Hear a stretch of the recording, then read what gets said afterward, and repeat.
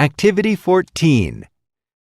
Safe, friendly, expensive, dangerous, easy, tall, big, lenient, tough, hard, difficult, peaceful, pretty, beautiful, early, lazy, bossy, shy.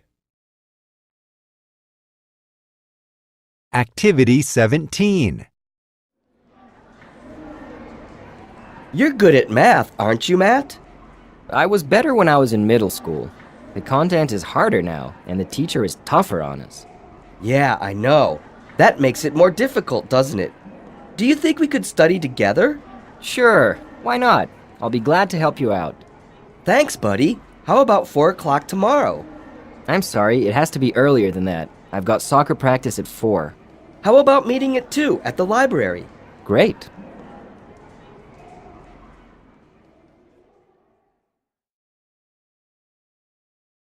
Unit 2.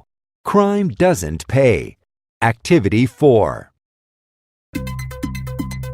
And now Tim Galloway with some breaking news on the House versus Grieveson case.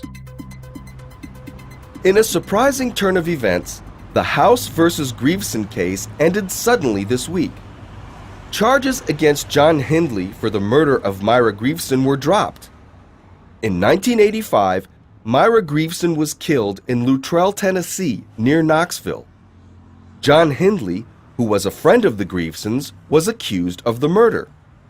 Based on circumstantial evidence that Hindley was near the crime scene and that Myra's blood was found on Hindley's jeans, John Hindley was found guilty at a trial with aggravating factors that qualified him for capital punishment.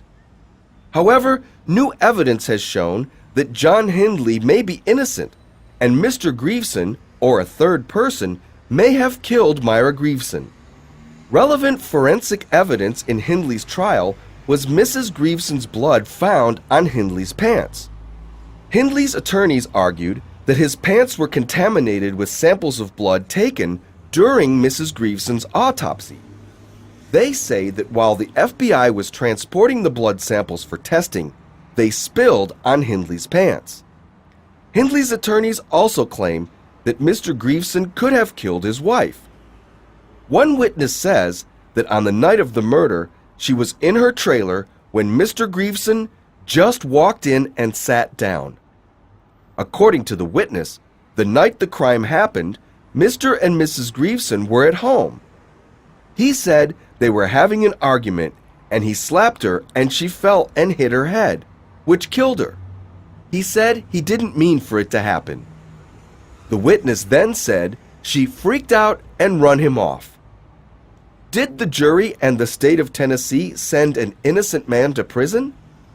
They had some help from Hindley himself. Hindley's attorneys admit his client lied about where he was on the night of the murder. He said he was with his girlfriend when the crime happened. Later on, Hindley admitted he'd lied. He said he'd lied because he was afraid that without an alibi, he would become the prime suspect.